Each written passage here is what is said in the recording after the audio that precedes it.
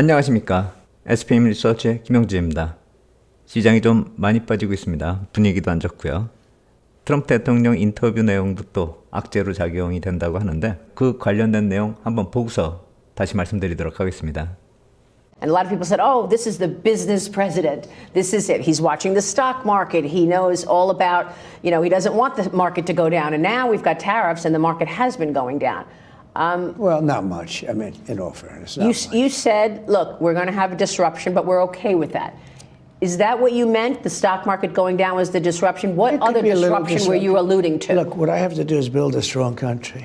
You can't really watch the stock market. If you look at China, they have a 100-year perspective. 저는 이 표정이 딱 알맞는 표정이 아닌가. 그러니까 주식시장 포함해서 자산시장의 흐름이 좀 조정을 보일 수 있는데 그게 정책에 큰 영향을 미칠 수 있을까? 그런 식의 논조로 답변을 했는데 자산시장의 조정을 용인한다. 그런 식의 표현을 하기에 약간 좀 부담스러워했었던 그 표정. 이게 본심이 아니었을까? 전 그렇게 생각을 합니다. 그런데 대통령이라는 사람이 그 직책에 있는 분이 주식시장이 빠지기 때문에 자산시장이 하락하기 때문에 정책을 바꾸겠다. 이렇게 얘기할 수도 없는 게 아닌가? 전 그렇게 생각이 됩니다. 지금 상황에서는 정권 초반에 나타나는 어쩔 수 없는 상황이다. 그런 식의 이해가 필요한데 다만 정치적으로 약간 좀 노이즈가 더 커질 수 있다는 점은 우리가 좀 생각을 해봐야 될 것 같습니다. 어제 미국 시장에 오후장 들어가기 직전에 CNBC의 켈리 에반스라는 그런 앵커분이 계시죠. 이분이 이따금씩 메일링 서비스를 하는데 시황을 정리해서 보내주는 거죠. 그 내용이 저는 어제 좀 적절한 그런 타이밍에 적절한 내용이 아니었나 전 그렇게 생각이 됩니다. 보통 우리 시간으로 새벽 12시, 1시 이 사이에 오는데 미국 시간으로 오후로 들어서는 그 시점에서 보내주는 그 서비스죠. 내용이 예산 통과와 관련된 그 내용입니다.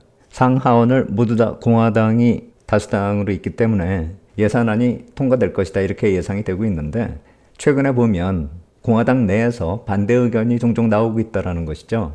그렇게 되면은 민주당 쪽에 협조가 좀 필요할 테고요. 그도 그럴 것이 도지나 예산을 감축하는 그런 움직임들이 그리고 정책 초반에 나타나는 그 노이즈들이 유권자로부터 점점 압력이 들어오기 시작한다는 것이죠. 민주당은 특히나 더 그럴 테고요. 사회보장 시스템도 그렇고 일자리 감축 때문에 그걸 걱정하는 사람들의 불만이 커져가고 있다는 것이죠. 그래서 그 결의안이 이번 주말이잖아요. 그렇다면은 공화당원들이 모두 다 단결을 해야 될 텐데 공화당 내에서도 지역구에서 좀 안 좋은 얘기들이 올라오기 때문에 공화당 지도부에다가 지역구 시민들이 반대하는 그런 정책은 추진하지 말아라. 그런 식으로 경고를 하고 있다는 것입니다. 여긴 경고라고 하는데 건의한다 이렇게 볼 수가 있겠죠. 더군다나 이번에 통과되는 거 말고 트럼프 감시안 관련된 그런 예산안도 통과가 돼야 되는데 만약에 그 법안 역시 통과하는 데 있어서 의원들이 빌미로 잡아서 또 태클을 걸면 시장이 또 시끄러질 수 있다는 것이죠. 그나마 시장에서는 감시안 같은 걸 호재로 보고 있으니까요. 그래서 이런 정치적 계산 또 소비도 불안한 상태 거기다가 도지가 정부 근로자도 좀 잘라버리는 그런 모습 나타나고 있고 이런 것들이 복합적으로 작용이 되니까 자산시장에 좋을 리가 없다라는 것이죠. 그리고 만약에 민주당의 협조가 필요한 그런 경우라고 한다면은 일론 머스크나 이 도지 관련해서 법적으로 제한하자 그런 식의 요구도 나올 수 있다라는 것이죠. 이런 정치적으로 복잡한 그런 상황이 자산시장의 불안을 또 만들고 있는 것이죠. 단순히 경제 흐름뿐만이 아니라 경제와 관련된 그런 정치적 이슈도 악재로 작용이 되기 시작했다라는 것이죠. 어쩌면 이게 더 클 수도 있다라는 생각이 듭니다. 전에도 말씀드렸듯이 도지가 계속 일하는 데 있어서 전국적으로 봤을 때 이 공화당 지역구 관련된 그런 일자리들도 많다라는 거죠. 초반에는 이 워싱턴 쪽, 이쪽에서는 좀 일이 쉽게 진행될 수 있는데 점점 진행할수록 공화당하고 직접적으로 연관되는 그 일자리도 위협하게 된다. 그러면은 지역에서는 분명히 반발이 나타날 수 있다. 그건 예전에도 거론됐었던 문제잖아요. 지금 이런 문제가 이제 본격화되고 있다. 이렇게 볼 필요가 있어 보입니다. 모두 다 이런 모습을 기대했었죠. 트럼프 대통령 1기 때 S&P 500 지수가 이렇게 흘러갔습니다. 근데 지금은 이 노란색 선처럼 떨어지고 있죠. 2017년에도 트럼프 대통령 취임 첫 해에 감세하고 규제 완화 이 두 가지가 가장 중요했죠. 그래서 이번에도 좋은 것만 쳐다봤다라는 것입니다. 이 노란색 선이 초반에는 좀 파란색 선하고 비슷하게 움직이고 있잖아요. 근데 그게 모두 다 증발되면서 사라졌다라는 것이죠. 그러면서 이렇게 떨어지는 것이고요. 그리고 또 트럼프 대통령뿐만이 아니라 그 내각에 있는 장관들이나 또 보좌관들이 경제 관련된 그런 코멘트가 좀 불안한 느낌을 주고 있다는 점도 시장에 악영향을 주고 있는 것입니다. 인플레이션은 상승하고 있는데 또 국채 수익률을 낮춰야 되는 그쪽으로 좀 포커스를 맞추고 있고, 성장이 좀 이렇게 안 좋은 모습, 이런 모습이 나타나는 게 본인 때문이 아니라 바이든 행정부 때문이다, 이런 식으로 회피하는 그런 모습이 나타나고 있기 때문에 사람들에게 좀 실망을 줄 수 있다는 것이죠. 블룸버그 인터뷰 때 루트닉 상무장관이 그런 식으로 표현했죠. 1월 경제지표가 왜 트럼프 대통령 탓이냐.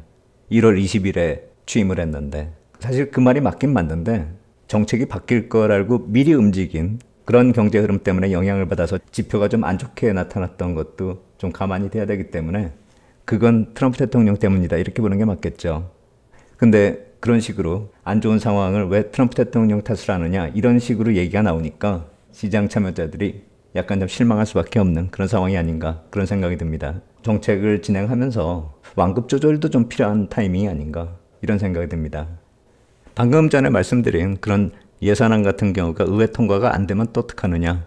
예전에 옐런 장관 같은 경우는 지금처럼 예산이 의회 통과가 돼야 되는 그런 경우에는 의회에다가 협조 공문을 보내기도 했었죠. 레터 형식으로 언제까지 법안이 통과돼야지만 재무부에 돈이 안 떨어진다, 셧다운은 막아야 된다, 뭐 그런 식으로 레터를 보냈는데, 그래서 이번에도 베센트 재무장관도 그런 걸 할까, 그러고서 재무부 쪽에 좀 들어가서 자료를 찾아보는데 그런 자료를 아직 찾기가 힘듭니다. 제가 못 찾은 것일 수도 있는데 어쩌면 베센트 재무장관 같은 경우는 그 점에 대해서 걱정을 안 할 수도 있겠다라는 생각이 듭니다.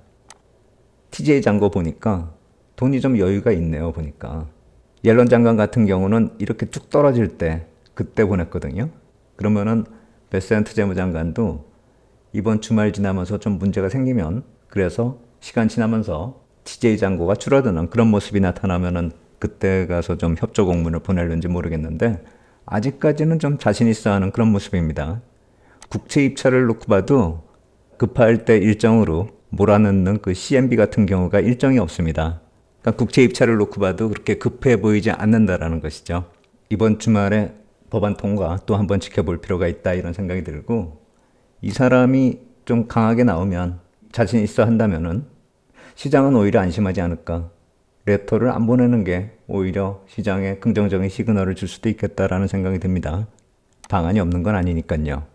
아직 돈이 남아있고요. 그런데 그렇다 해서 법안 통과가 될 것 같고, 법안이 통과되면 모든 게 해결된다, 그렇기 때문에 증시는 살아나고 자산시장은 좋아질 것이다, 그렇게 좀 막연하게 짐작을 할 수 없는 이유는 기업 실적이 그다지 좋게 흘러가고 있지 않습니다. 이제는 기업 실적 전망도 경제에 악영향이 다가오고 있습니다. 주식시장 보면은 이런 식으로 뚝뚝 떨어지고 있죠. 저는 솔직히 이런 걸 좀 기대를 해봤었어요. 그런데 이번에는 반등 타이밍에서 반등을 못하고 오히려 지지선을 무너뜨리고 있는 그 점이 좀 불안하다, 이렇게 생각을 했었는데 그게 더 안 좋은 상황으로 이어지고 있습니다. 그럼 왜 이럴까? 예산안 때문에 그럴까? 아니면 관세 정책 때문에 그럴까? 그렇게 막연하게 볼 게 아니라 기업 실적에선 또 어떻게 변화가 나타나고 있는가, 그것도 한번 좀 생각해 볼 필요가 있어 보입니다. 왜냐하면 주가 빠지면 포워드 PER은 낮아지잖아요. 지난 주말 기준으로 계산을 하니까 주가가 많이 빠져가지고 포워드 PER이 20.7배까지 내려갔다라고 합니다. 이게 얼마 전까지만 해도 22배였었잖아요. 시장이 조정을 받으니까 이제 21배 이하로 내려왔는데, 이게 지난 주말 기준으로 계산하는 거니까 이번 주 초의 시장 급락을 생각해보면 이 이하로 내려왔겠죠. 흥미로운 게 나스닥 선물지수하고 유사하게 움직인다, 이렇게 볼 수가 있을 것 같아요. 22,000포인트 정도 할 때 포워드 PER이 22배 나왔단 말입니다. 물론 S&P 기준으로 따진 PER인데요. 매번 계산하기가 힘드니까 나스닥 선물지수로 이렇게 놓고 보면 좀 비슷하게 흘러간다, 이렇게 좀 생각을 할 수가 있거든요. 지금 2만 포인트 깨고 내려왔으면 지금 시점에서는 포워드 PER이 20배 이하로 내려온 게 아닌가, 그런 생각이 듭니다. 그렇다면 올해 예상 수익률이 5% 이상으로 올라갈 수가 있는 것이죠. 금리는 4.2%까지 내려왔고요. 그렇다면 주가가 빠지면 빠질수록 어느 정도 메리트가 생기는 건 사실입니다. 그렇기 때문에 제가 봤을 때는 추가적으로 급락이 나타나면은 점차 시장의 리스크는 줄어든다 이렇게 볼 수가 있겠는데 문제는 기업 이익 전망이 별로 안 좋아지고 있다는 것입니다.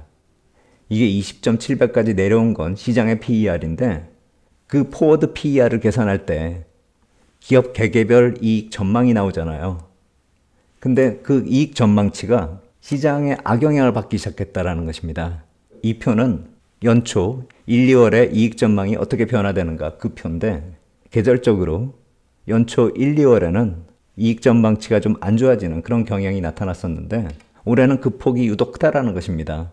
3.5% 정도 낮아졌다라고 합니다. 1, 2월 동안 애널리스트들의 EPS 추정치가 이전보다 3.5% 정도 낮아졌다라고 하는데 과거 5년하고 10년치 평균을 보면은 이 기간 동안 평균 하락률이 2.6% 정도 됐었고요. 그리고 15년 평균 보면 2.4%, 20년 평균치를 놓고 봐도 3.1% 정도 됐다라는 것입니다. 근데 올해 낮아지는 폭이 좀 크다라는 것이고요. 그게 트럼프 행정부의 정책 때문이라는 것이죠. 그리고 이익 전망치하고 주가 흐름을 비교해 보면 이 푸른색 선이 주가고요. 아래쪽에 남색 선이 이익 전망치인데 이익 전망치가 낮아지면서 주가는 박스권으로 머물다가 이제는 무너지기 시작하는 것이죠.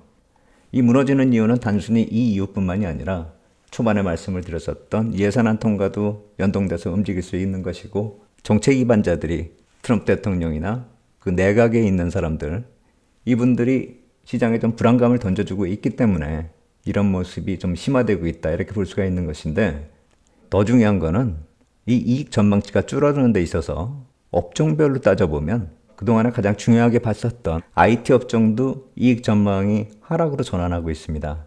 항상 실적 보면 긍정적으로 나타났었는데 이제 반전이 나타났습니다. 그리고 부동산, 금융, 헬스케어 모두 다 하락 전환해서 이익 전망치 하락폭이 아주 큽니다. 3% 정도씩 줄어들고 있죠. 더군다나 소비 업종을 찾아보면요. 이 아래쪽에 있습니다. 필수 소비재가 5.6%가 줄어들었고요. 경기 소비재 같은 경우는 무려 8.6% 이익 전망치가 감소하고 있습니다. 맨 아래쪽은 소재고요. 소재도 경기의 선행에서 움직인다. 산업재해보다 좀 한 발 앞서서 움직인다. 그걸 감안한다면 이게 16%나 마이너스가 된다는 건 향후 경기 전망에 있어서 매우 안 좋은 시그널이다 이렇게 봐야 되겠죠.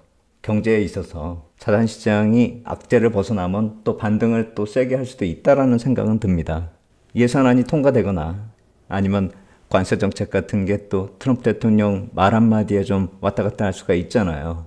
그런데 그게 단기적으로 변동되는 그것뿐만이 아니라 이 정책이 기업 실적의 전망으로 좀 이어져서 이 전망도 긍정적으로 변화될 때까지는 시장을 중기적인 시각의 변화로 그렇게 보기는 힘들다라는 것이죠. 그래서 단기적인 변화가 나타나더라도 아직은 단기 대응으로 한정하는 그런 보수적인 대응이 좀 필요하다. 저는 그렇게 생각을 합니다. 특히나 작년 대비 좀 올해는 포지션을 좀 축소하고 단기 대응 위주로 해야 된다. 그렇게 시장 대응 전략을 기본적으로 세우고 있는데 그게 바뀌려면 트럼프 대통령 정책과 더불어서 이런 이익 전망치도 같이 바뀔 때 그러한 타이밍에서 전략을 바꿔야 된다. 이런 생각이 듭니다. 아직까지는 단기 대응 그리고 보수적인 시각이 필요한 시점이다. 이런 생각이 듭니다. 오늘 지나면서 시장에서 또 나타나는 변화 체크해서 목요일 시황에서 또 말씀드리도록 하겠습니다. 오늘 여기까지 하도록 하겠습니다. 감사합니다.